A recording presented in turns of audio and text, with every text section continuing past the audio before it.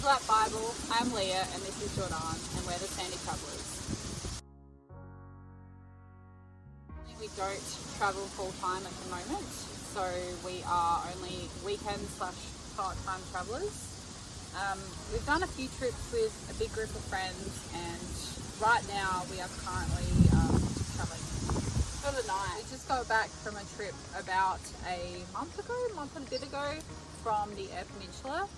We were there for 2 weeks travelling with a group of 5 of us, so probably the next one hopefully is a bit longer, maybe 2 weeks again later this year. Hopefully that's the Northern Territory. But right now I am currently working part-time and I'm studying full-time. So I'm studying teaching and Jordarn is working in hospitality as a venue manager. A hotel manager at a pub in Adelaide. So yeah, it's hard to get away, but we try our best to as much as we can. We are at the River Murray, just out of Mannum, probably 30 k's, 40 k's out of Mannum. What's it called? It's a place called Wollongong, so near Walker Flat. It's a nice part of the river, pretty secluded. Not many people come here on a Sunday night when we are travelling because we get odd days off. Yeah, and because Jordarn has Sunday, Mondays off and I have Sunday, Mondays off, it's the only time we can sort of get away. Yeah. And we try to get away whenever we can, basically, even if it's just for a night. So we've got a Land Cruiser 79 series dual cab, just standard really. It's got a 2-inch lift, it's got a Bush Company rooftop tent, and just a standard canopy fit out. First trip away was down to Robe with it last year when we got it in September, and we fell in love with it after that. We had a Prado before, but our plans are in the future to do a full lap or at least a half a lap, depending on what happens with work. I think free camps are better for us. We don't need caravan parks. We're pretty self-sufficient. We've got a pretty good power setup in the cruiser. Yeah, sometimes like we were away in Eyre Peninsula in January and there were times we needed a caravan park just because we needed the facilities like the laundry and the showers, because we don't have a shower or anything as of yet. So that came in handy when we had pretty average weather. We got to, just set up camp at a caravan park, wash our clothes and, just be refreshed for a night or two. So yeah, it's always good to break up a free camp trip with a caravan park somewhere in the middle and get away from the wind. It's very windy over here in SA. Never stops because it follows us at the moment, unfortunately. But it is what it is. But like over SA, there's so many free camps. You can find them anywhere basically, and some of them are actually really nice. Yeah, there's some really good ones. Like this one, we've got a pretty good background here, minus the wind, but we're having a little fire tonight, cooking a bit of damper, and yeah. Perhaps last year, maybe Memory Cove on Eyre Peninsula. We haven't been to too many camping spots together. So yeah, I think Memory Cove, just out of Port Lincoln, was pretty amazing. Yeah, I'd agree with that. Memory Cove is definitely one of those tracks that it's quite rough getting into, but once you're there, it's all worth it. Yeah. Funny story about that, we did actually, you need a key to get into Memory Cove, which is like a conservation park, and we had booked it months in advance because you have to, and we had forgotten the key, rocked up at about 4 o'clock, and the information centre in Port Lincoln closed at 5, and so we made it. It was about a 2-hour drive in through some very sandy tracks, but we found a quicker way out that we just got in time to get the key and go back, and ended up staying 2 nights, and we only thought we were going to stay 1, and we were pretty bummed out for a bit there, but yeah. It was an interesting drive, but we did make it back there. Yeah, it's definitely a very rough road, let's put it that way. But yeah, I think that's a good one. And also Coffin Bay, Black Springs Campground in Coffin Yeah. Bay. That was beautiful. Coffin Bay We went National this Park. year. Yeah. That was definitely, yeah. You get your own little private beach, and The water is like crystal clear. there's mussels in the water. There's lots of sea life. Beautiful. Coffin Bay, Black Springs Campground in Coffin Yeah. Bay. That was beautiful. Coffin We Bay went National this year. Park. Yeah. That was definitely, yeah. You get your own little private beach, and The water is like crystal clear. there's mussels in the water. There's lots of sea life. Best place I've ever been, I personally think, Eyre Peninsula will always go back to, but I think the best place I've been would be Arkaroola, up in the Flinders. We are always drawn there. We've been there, I think 3 times now, or 2 times maybe, but every time we always find something more to do, or we might do the same thing, but it's just as good as it was the first time. Like the landscape's so diverse. Last time we took the Arkaroola scenic flight, and that was amazing, looking over all the gorges and hearing all the stories and So about much the land. Yeah, it was beautiful. Yeah, definitely Arkaroola and Flinders is one place that we'll always go back to. Yeah, that's our main go-to 4 days, 5 days trip out of Adelaide. It's amazing, yeah. WA, we can't wait to get up to Exmouth and even further up Broome, Belize. We want to go to the Pilbara region. NT is on our list to do this year, hopefully end of August. Kakadu would be beautiful. End of August, start of September would be ideal for this year. Yeah. Not that far up, all the way like Just up to Alice and go to Uluru and do the Unadata track. yeah. We tried to do that last year, but work got in the way, unfortunately. I would also personally love to go to Tasmania. That's like a massive thing. It's so beautiful over there, and you don't see many people going over there. I think it's only sort of coming up to be a big thing, but there's so many little places over there that you hear is just beautiful. No, we do not travel with a pet, not yet. We'd love to have a little border collie with us, but we know there's a lot of challenges that come with pets. Scary. We were down at the Coorong down here in SA, and we, if anyone knows 42 Mile Crossing, it's quite a soft sandy beach. We've then gone into the Teak Tree crossing as well to camp there. Also, this was one of my first times camping with you Yeah, and forward driving. This is when we first this was a big deal got for together. me. So yeah, and Leah hadn't been camping heaps before or full driving. So as a first experience, I'm surprised I didn't scare her off. We had tried to get up a sand dune, and in my old Prado had blown a diff pretty much and sheared off 7 teeth off the crown wheel, and limping that back along the beach at almost high tide was probably the scariest point. I was very shaky after that drive, and we had probably 20 k's to go down the beach, 20 to 30 k's to go down the beach, and yeah, it was quite scary. I was just lucky I was with a couple of mates that had another Land Cruiser, and it was one of the scariest. The funnier one was when we woke up on the Eyre Peninsula at Point Brown, Just out of Smoky Bay. just out of Smoky Bay, and it had rained most of the night. But we weren't expecting it to rain, so we went to bed at about maybe 10 o'clock at night, I think. All our mates went to bed in swag, and we were expecting it to rain at about 9 o'clock that night, but it didn't, so. And then at around about 12, it started bucketing down. We didn't really hear too much in the rooftop tent. I got up to go to the loo at about 5, and the awnings were bowing a little bit with a bit of water on there, so I sort of shifted them around.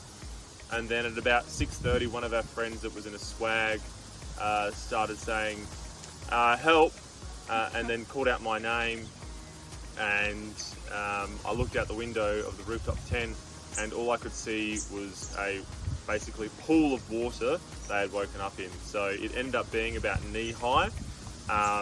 All of our stuff was still out. Yeah, all our stuff was still out, the tables, chairs, awnings, awning walls, the whole our camp was all set up, but it was basically knee high water.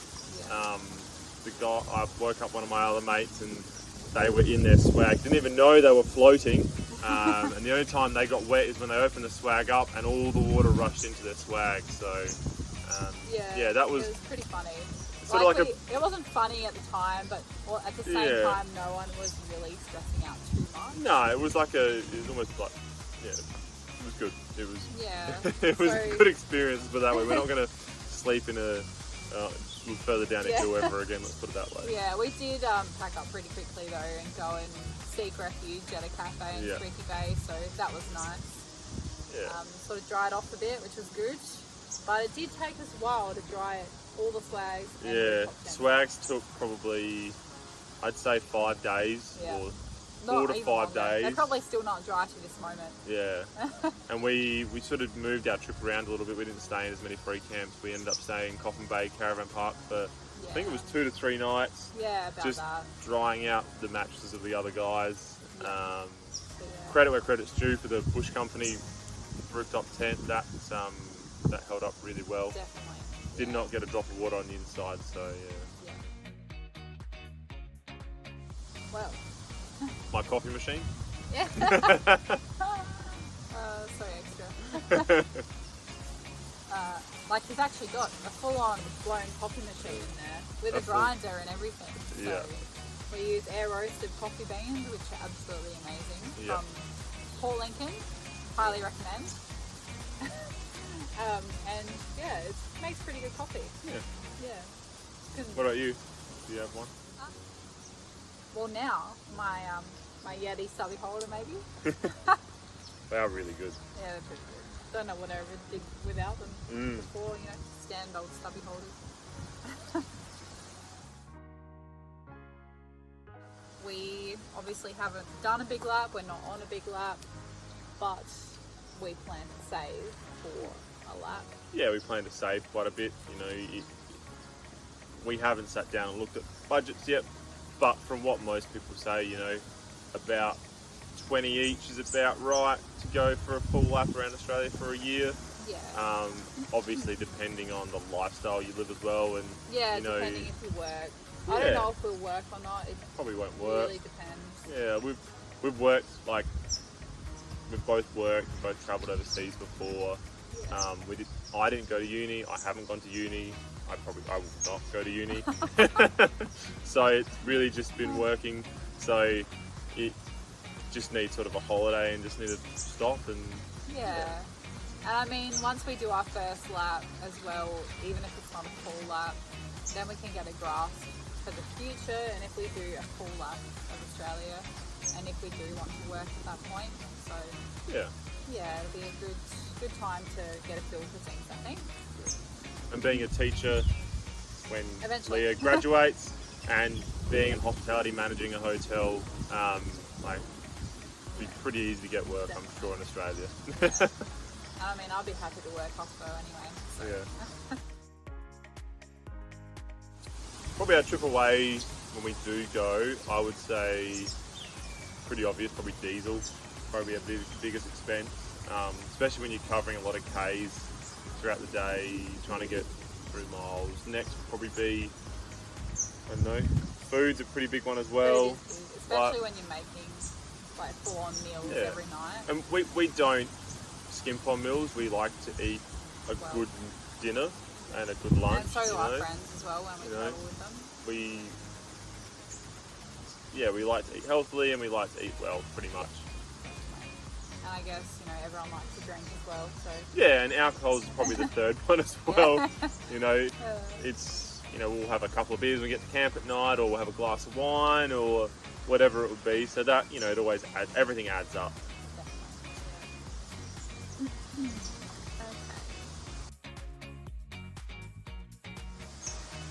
I think we're always learning new things. Like, you know, every now and then we pick up like little ideas here and there from, you know, the way we can change our setup to how what we could leave behind as well. Yeah, what we could leave behind and how minimalistic we could be. I think a lot of people get cluttered in going to, you know, your main camping stores and just being sold everything and just buying everything you can, when really all you need is a table, a couple of chairs, and you know, just like if you've got a barbecue, like we use our barbecue for everything if we're not having a fire like we are tonight. So yeah, I think I guess the fire comes in handy in like the cooler seasons. Obviously in summer you can't have one. So the fire in the winter and the colder seasons makes it easier to cook things on. Yeah, which is definitely. Good. So less butter in the canopy. Yeah. Seeing new things, just being on the road, it's just that feeling of freedom, I think. Yeah, I think also meeting new people as well. Yeah. Just like there's so many, like, especially travelling in Australia on the road, there's so many like-minded people. And everyone is so friendly, it's crazy. Like, when we went away in January, there were so many people that came up to us and started talking. I just couldn't believe it. So I think that's a great thing about travelling Australia. I think there's a lot more like-minded people now than there probably has been in the past. Obviously with all COVID lockdowns, COVID restrictions, it's changed the way people think, the way they travel. Obviously no one's going overseas as much anymore. Obviously that's going to pick up soon, but at the same time it's I definitely think it's the freedom of travelling and meeting new people and for sure. that behind us.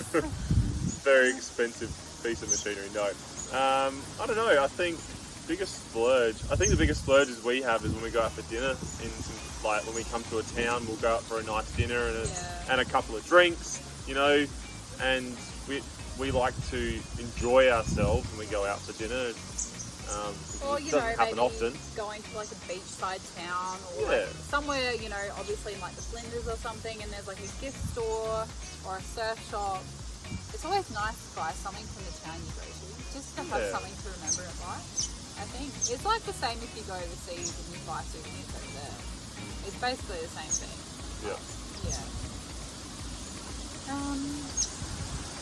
And it was definitely worth it. Yeah. I think we've had some pretty good meals. Definitely, I had some good food. I mean, we went to, when we went to the Flinders, we went out for dinner at the Woolshed in Walmsley Park, and that food was absolutely amazing. Yeah, that was amazing. Like the best money we've ever spent, I think. Yeah. Expensive 3-course meal, but we don't do it very often. You don't do it every day, and you know what? You may as well do it while you're there. Exactly right.